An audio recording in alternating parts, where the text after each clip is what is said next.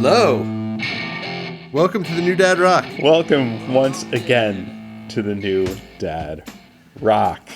Talking about the ages. Speaking of ages, as we get into our the beginning of our golden years, oh Jesus! I've been reminiscing of the early to mid 2000s because two bands that I used to really like back then both released albums. One band hadn't released an album in 15 years. That's Arab Strap.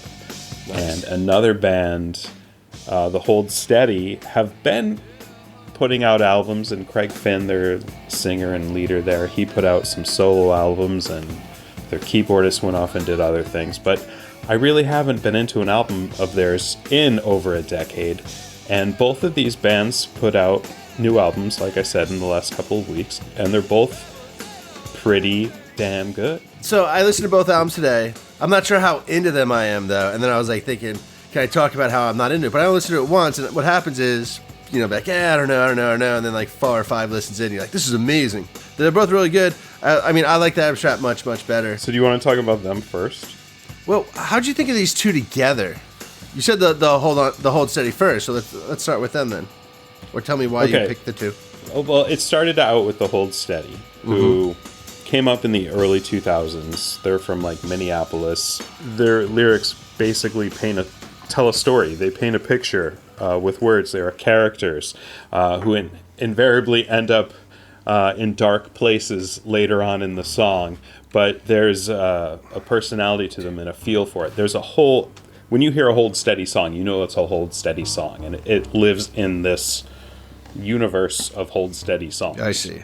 And Arab Strap also evokes a certain feel, a certain dark, almost, you know, there's a very sexual element to it, a very, you know, a little bit sleazy, a little bit boozy. With Arab Strap, it's all primal. It's about lust. It's about deception and lying and carnal activity with a little incidental drug use on the side. And the Hold Steady songs are all about drugs, and there's some incidental sex on the side. Both of these lyricists, the singers, really put together stories and have created a cool universe that sometimes it's nice to slip back into. Yeah, for people who haven't heard them before, I love the music. The voies are both very unique. I mean, not just what they're telling, but how they're telling and how they're singing, if you can. A lot of it sounds like spoken word. It reminded me a lot of Nick Cave. The songs are like lyrically really full for the Hold Steady. Like, it's a story that I have to like go back to and reference. Yeah. There's detail galore. With the Arab Strap, that's more my scene again, where like it's a little more like general, or like gives you more space, but paints a picture, but you get to fill it in. The other one is a story I'm going to tell you who left the body behind. They are similar and they're very different. So I mentioned the Hold Steadies from Minneapolis. They're a very American sound. They almost have a Springsteen vibe at times, and you know, that could just be because of the saxophone and the horn section, but they do have that kind of anthemic feel. They're very clearly an American band. Yeah, and Arab Strap, on the other hand, are very clearly a Scottish band. Awesome. It's an awesome two guys, Scottish Aidan Moffat and Malcolm Middleton, who I actually interviewed when I worked for Splendid Easy. I interviewed these guys. Wait, Arab Strap or the Hold Steady? Arab Strap. The way their early work is, because they started in the 90s, was like, it was like a guitarist playing along to like, you know, the beats of like the club they went out to the night before, so it's the wind down. So the beats were like, I don't want to say dancey, but like they're definitely more like that with an acoustic guitar, which was kind of weird at that time, that kind of sound. But luckily his voice his voice is the third instrument. It really is. In a weird way, there's a little bit of that. It's almost electronica in there in the background. The electronica from the mid-90s, which is when the Arab Strap started, is in there. There's almost a little tiny bit of, I don't want to say Portishead, but... Yeah, totally. You know, that minimalist feel, angular guitars, and really, sometimes he sings, but there's a lot of spoken word songs. It's like you're going into a man's diary, and he's clearly pretty honest with himself in these lyrics. Hey, well, what's my favorite Arab Strap song? It's your favorite one, too. When is that from? The Shy Retirer is probably their most catchy, upbeat, positive, dancey song. That was from 2003. Okay. You sent me a CD with it on. Yeah, so they were on that tour when I interviewed them. What I thought at the time was their penultimate album. They had one after that in 2006 and have been, they've put out a couple greatest hits collections, but no new music since 2006. It seems they were broken up. I mean, I don't know if they were like talking as friends or whatnot, but it seemed as a band they were dead. But they happened to come back together for like 3 live shows in 2017, I believe. And then yeah, I think they remixed. Their first song was called what is it? First Big Weekend. Yeah, that sounds right. Yeah, it's the beginning of summer. It's like, hey man, I heard it. It came out in '97, I think, when I was in Montauk, man. I only heard it in like 1999 or 2000 for the first time. Right. But it totally reminded me of Montauk. Just went out for the weekend. It lasted forever. High with our friends. It's officially summer. Like, come on. Yeah, I guess you would need seasons to have summer. Right. Well, that's something you miss out in San Francisco. I hear you. I remember. I wonder if I'm actually starving my children of seasons. Why'd you move me back east, Dad? Oh, because seasons, son. You had to see seasons. Yeah. Seasons. I mean, they're good. I love seasons. I think a lot of Arab Strap songs would be listened to in a dark season. That song was the first song on a CD you mixed for me, like those tapes you used to make, but you moved CDRs at that point, which I thought was really interesting, which was good. So it's like one of those best of months. It's the first song on the album too. I rarely do that. Yeah, but that was great because when you have a CD and I play them in cars, you just want to put the thing in. So it was always awesome. Like I knew what I was getting. Let's do the Hold Steady. Hold Steady. Well, what made you think of them? Because their new album. Album came out. Okay. And I guess it registers on my radar when a new album of theirs came out, and it just came out at the right time in that I think I saw it and was about to get in the car for several hours. Oh, nice. So I was like, oh, let me throw that on. A ski CD. I think it was probably work, to tell you the truth. Like I said, I'm aware of all their albums when they come out. I won't necessarily say I listen to them when they come out. Mm-hmm. But this one, it just caught my eye. It caught my attention. And, I think the first 4 songs are fantastic. They come out swinging. That would be The Feelers. And it's, sets the stage at basically sounds like some party house that you would imagine the Rolling Stones were in like 1972 on the French Riviera or something. Yeah, that's awesome. It seemed like one of those kind of parties, and the guy's like, yeah, I met this girl, but the big problem was that she's someone else's wife. And it's the same topic that Juice WRLD's covering, right? But like such a different way of covering it. It really is. And it's a topic that they've trod before. And I don't know, one other thing is I know their keyboardist, I think his name is Franz Nicolay or something like that. He had left the band for several albums, and now he's back. So I don't know if that recharged the band or something, or maybe made them sound like I remember them sounding 15 years ago. Yeah, over time they've become like bigger and bigger band with more instrumentalists, I think. I think so they've gone to like a 5-piece, and maybe they're a 6-piece. They didn't say anyone left when he joined to get back in, when he joined back up. Right.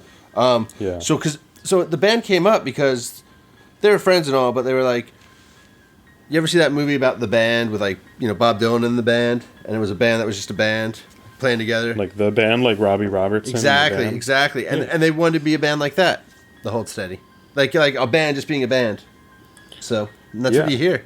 That is what I hear. And on the second song, Spices, what I hear is typical Craig Finn, like his almost rant sing song and, that 90s Gen X bit of irony in it. If you listen to the backing music to Spices, I swear it's a Polvo song.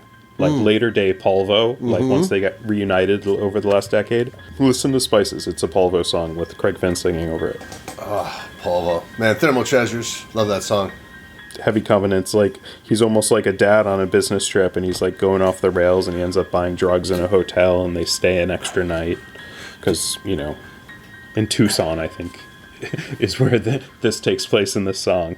From a literary perspective, and I appreciate a literary songwriter like a John Darnielle, almost, he puts together things, and the world Jeff Bangham put together, and I don't know, there's tons of guys that do that. Greg Doley has that aura about him.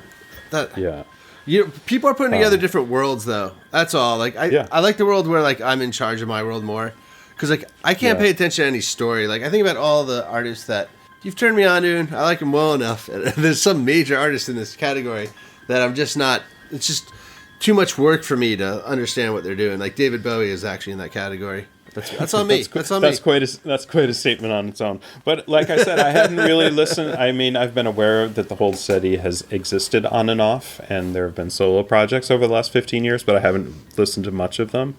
This one caught my eye. It's kind of dad rock-ish. But yeah, I mean, he has great lines. Every line's like a double entendre for absolutely. A drug reference. The writing's really good. Yeah, I listened to Turning of Our Bones. I think that's the first song on the new album. For Arab Strap. The writing of Arab Strap reminded me of Sun Kill Moon. Well, all the artists we talked about are like very lyrically detailed, and some of them, like the stories, must be events that are true because the level of detail is just phenomenal. Yeah, I can't believe people picturing that stuff in their mind made up. There's definitely someone who's been to rehab in some degree, whether they worked there in the facility or Friends, were there themselves sister, as a patient. Totally. Confessional. John Darnielle from the Mountain Goats, he worked in a mental facility. Ken Kesey. Yeah, man. Lots of good people working in mental facilities. Learn a lot. There's that element in the Hold Steady. There's like the definite drug addiction, a lot of, pills. Like I said before, everything is you can hear it as a drug reference as well, or the song's going along just fine, and then it's like, and then they got wasted. Are these party songs to young people? Like what's the author's intention, you think, with that? It certainly doesn't. It doesn't glamorize it. Maybe it glorifies it a little bit. Well, maybe it's just something you can relate to it and have some camaraderie or solidarity, and we're the fuck ups, so we power to us. No, totally. And you're probably the fuck ups at that moment. That's why it's interesting. It's like the music might really hit a note, like if you're in a state, and the lyrics of that, and you're listening to it by yourself late at night. Yeah. There's a vein of Catholicism going through it as well.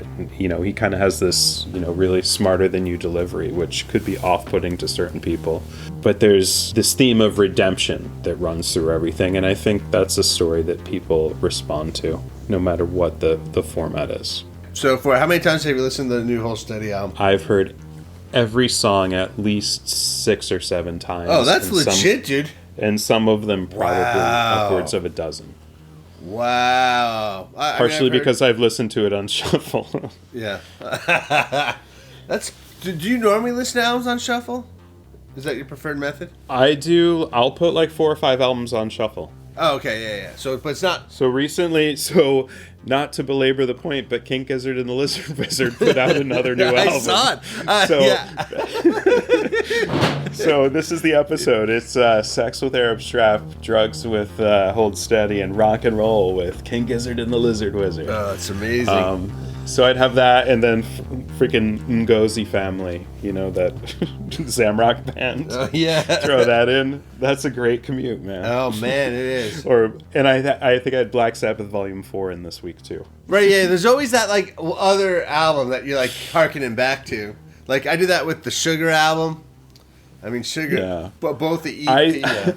I actually initially put Thurston Moore's most recent solo album. Oh, that's not bad. Came out. Yeah. Last year. I couldn't listen to it. Every song, I just skipped ahead. Because it was like, ding, ding, ding, ding, ding, ding, ding, ding, ding, ding, ding, for 11 minutes straight. And he would slightly change the tonality 4 minutes in. So, I love that music at the right time. I mean, it has to be at the right time. Yeah, when you're driving in traffic through Queens. It's not no, the right time at all. Dude, I'll tell you what it is the right time. Is I put that music on when I'm working on those spreadsheets or those slides or writing those emails, where every letter has to be perfect. Nice. So these bands, did you know of them before? So you mentioned that the Arab Strap song I had put on a mix. Yeah. Did you? I always confuse the whole say with the clap your hands and say yeah band. They're kind of that same era. 100%. No, I think they played the same place. I think they played the Independent, which is by my house, San Francisco, in the same week multiple times. There are bands that were in that San Francisco Indie Pop Festival or whatever. They're the bands. They're Spoon adjacent. Yeah, I guess I could see that. The new It was indie rock. Yeah. Dude, I just saw a tweet today, and you didn't even send it, that said, is Spoon the best band last 20 years? I'm like, Steve said that, months ago. And, someone said the same thing. The most overlooked, I guess, underrated. I think they used overlooked, which is a nice word. They've just been consistently above average. That's the goal of our podcast. It's the argument for the Hall of Fame that like professional athletes get. Oh, like, yeah. Someone who is a really good player for their whole career, are they Hall of Fame worthy, or were they just like really awesome, like really great? You know. I mean, you gotta draw a line somewhere. I mean, it's like if you're, right. on a desert island and you only have 10 CDs, like you're drawing the line. I would probably have a Spoon song in there, a Spoon album in there. Well, so he's the Tom Petty of our generation, man. You said, dude, yeah. I mean, the podcast numbers prove you're right. Like, there's a large affection for Spoon, and people love Can. Can? Yeah, you gotta tell me about them next time. Well, Spoon is the name of a song by Can, and that's where they got the name from. The German band from like what is it, the 70s and 80s? The early they started in the late 60s, early 70s, and right up until the 90s. I haven't listened to bands enough. In like near time. I've listened to each album once today. Their new albums. And, they're both great, like, musically. So it's not, but storytelling, like, I don't know. Like, I can't be in the space to take the storytelling all the time. So I just think most of the time the storytelling doesn't get me. Same reason I listen to some of that really, like, repetitive, like, Thurston Moore music where it goes ding, ding, ding, ding, ding for, like, 10 minutes. Like, because, like, I listen to music when I'm, like, might be thinking about something. And, like, that's really therapeutic, meditative. But when there's a story about, this thing happened and da-da-da, it requires a lot of my energy to listen to it. Now, it's funny enough, hip-hop's like that, too. Except hip-hop's not really often telling detailed stories. And also, like, I can hear that, the voice, the way it's used as, like, a horn. Like, it's just another instrument, which is sick. So I actually can't understand the words in most hip-hop, which is seriously because my hearing's sort of gone, I'm not paying attention. But I hear the sounds. Yeah, so for this music, it's just, like, of whole setting in particular, like, so spoken word. So, like, intricate, the stories. I mean, well written. Like, I'm not knocking our shit. I'm just knocking my interest in listening to this over and over again. Right. But, yeah. So I think you don't necessarily have to get into the story because you can kind of, like, hear that he's saying words, like, his voice is like an instrument. And then they do have these big bombastic choruses and this, like, whoa, whoa. Yeah, so I love that. So okay. They have that. So if you tune it out, I think it's good enough musically and interesting enough musically. But sometimes if you're someone who likes to sing along with songs and likes to shout it out, this is, this might be something that you do like. So I'm way more poppy. The disagreement in our music between us is just perfect. Like, I'm beginning to really understand it. Like I think there's a lot of story in heavy metal. Right? Like, I think there's a lot of story, and I'm like, I like so much story. I like Depeche Mode, like, like, strange love, strange highs and strange lows. Like, what does it even mean? Like, it gives you all the freedom to think about your own world. The other ones are like, it's like reading Tolkien, right? It's like Lord of the Rings, like son of the father or the mother of the god. And you're like, wait, what? So, I don't know. I just want more space. Like, Afghan Wigs Gentleman is perfect for what I'm saying. Like, I don't know the address of the location of the problem. So, yeah. Yeah. But music's great. In fact, like, sometimes I think about how Eddie Vedder got a hold of the demo tape that became Pearl Jam 10, and he's like in San Diego, and they're just up in Seattle. Two guitarists just like waiting for a singer. Like, that's unheard of. Like, I just can't conceptually think of that. That's awesome, right? Like, we'll find them one day. Like, they're so tied into each other, right? And then like he ends up with it. That's pretty awesome. Yeah. I mean, Pearl Jam 10 is probably the #1 dad rock album ever. Could very well be. But I just want to say one last thing about Craig Finn. I think he's such a great writer. He has a ton of one-liners in all of his songs. It's just a clever turn of phrase, or it's something that catches you. So, like, you don't necessarily have to get into the story or anything. If you're, rocking out, listening to the music, all of a sudden one line catches you. And I think he's a good enough writer that does it in enough songs.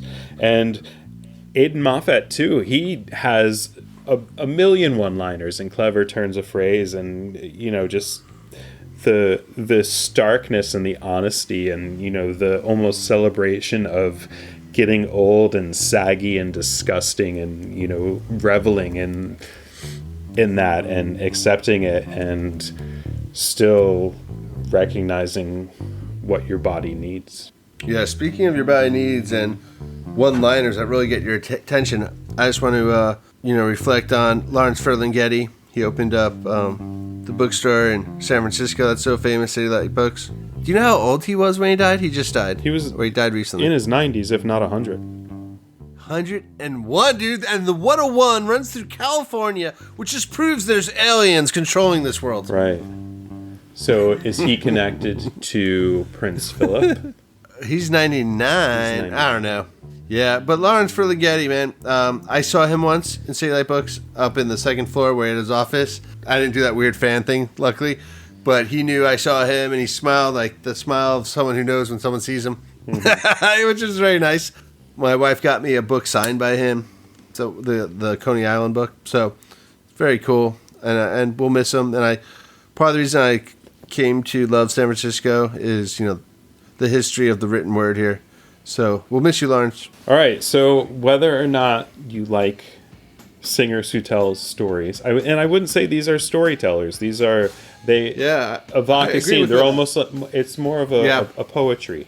It's a sketch. Yeah, it's a painting. It's an oral painting. Yeah. The American, middle America drug addiction scene of The Hold Steady, or the Scottish late night scene of jealousy and betrayal and lust and carnage. A few pints as well, and carnage along the way. They've been around for over 20 years and a little under 20 years in their respective cases. They've been consistent, and I think their new albums stand up. Check them out. Yeah, so check out the playlist below.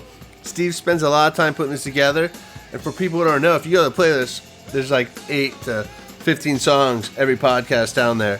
So you can listen to the songs that we're talking about and play along at home. And tell all your friends about your favorite podcast, the new Dad Rock. Dad Rock. 2 dads navigating the ages. Is that what it is? No, actually, we should have written a script. It's too late now. Yeah, thanks for listening to New Dad Rock. Thanks for listening again. We'll talk to you soon. We are the new Dad Rock. That rock. Wiedersehen.